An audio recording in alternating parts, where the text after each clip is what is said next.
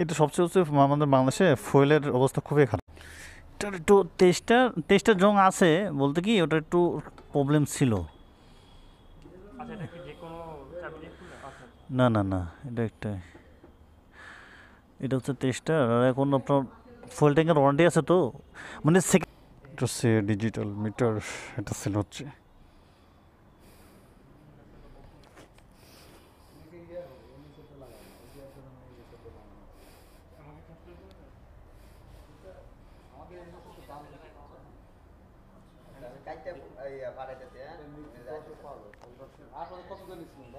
পাঁচশো 500 টাকা। মিরপুরে কম পাবেন, 500 টাকাতে পাবেন এটা। হ্যাঁ হ্যাঁ, ভালো পাবেন এখানে, সার্ভিস সমস্যা হবে না। এটা 1 বছর ধরে কিনা নিয়ত করতেছি। এটা আবার আপনার নন ডিজিটাল হলে আরও ভালো হতো আর কি। ওই যে নন ডিজিটাল, হ্যাঁ হ্যাঁ, অ্যানালগ মিটার। ওই আগের ভার্সনটা। হুম, হ্যাঁ, ওইটাও সুন্দর লাগে। ওটা সুন্দর লাগে।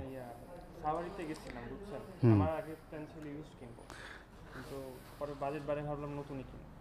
তো সাওয়ারিতে বললো যে ওরা 23টা রাখে না, কেন রাখে না বলে ট্যাঙ্কিতে নাকি জং ধরে। এখন আমি এত বুঝি না।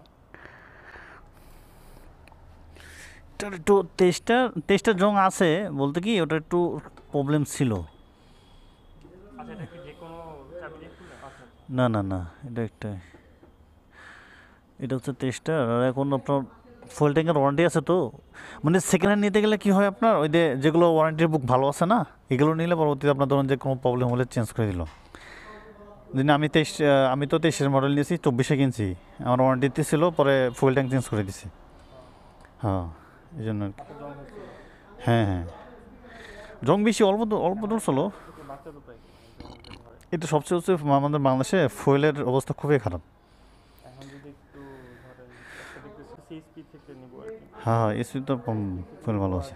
প্ল্যান মানে মাথায় আছে যে যেটা আপনি একটা কাজ করবেন কি, ওই ধরেন যে একদিন ফুয়েল ট্যাঙ্কি ফুল করলেন অথবা হাফ নিলেন, আপনি বাসায় গিয়ে একটা নল কিনবেন, এই তেলটা হচ্ছে 1 লিটার বা হাফ লিটার বাইর করে বাসায় রাখবেন ভালো বোতলে রাইখা। এই তেলটা দেখবেন যে 3-4 দিন গেলে তেলটা নিচে কোনো কিছু জমে কি না।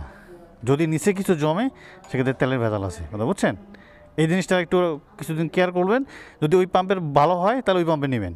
প্রথম অবস্থায় ফুয়েল নেওয়ার পর ভেতরে রাখবেন, নিচে রাখবেন যে আসলে তেল জমে কি না। যদি তেল না জমে বা কোনো পদার্থ তরল না জমে তাহলে ঠিক আছে, এখানে ফুয়েল নেবেন। এটা আর কি ভালো বুদ্ধি আর কি, টেস্ট করার জন্য ফুয়েল। এই জন্য যখন কেমিক্যাল বেশি দেয় বা পানি মিশ্রিত করে, তখন আপনার ওই বোতলের নিচে আর কি তেল জমা হয়ে থাকে, এই জন্য সমস্যাটা বেশি।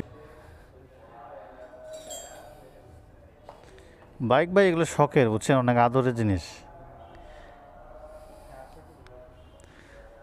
কি মডিফিকেশন করা যায়? মডিফাই আপনি হলো এখানে কিছু করার দরকার নাই, আপনি হচ্ছে এখানে একটা ওই যে একটা স্টিকার পাওয়া যায় বুঝছেন, রাবার, এটা লাগিয়ে দেবেন, আর এখানে ট্যাঙ্ক প্যাড লাগিয়ে দেবেন। আর এটা যদি আপনি হলো পলি না সিনামিক্স যদি করতে পারেন করেন, এখন করার দরকার নাই। সিরামিক কোটিং করা। হ্যাঁ, সিনামিক্স পুডিং করলে এটা ভালো থাকে আর কি কালারটা।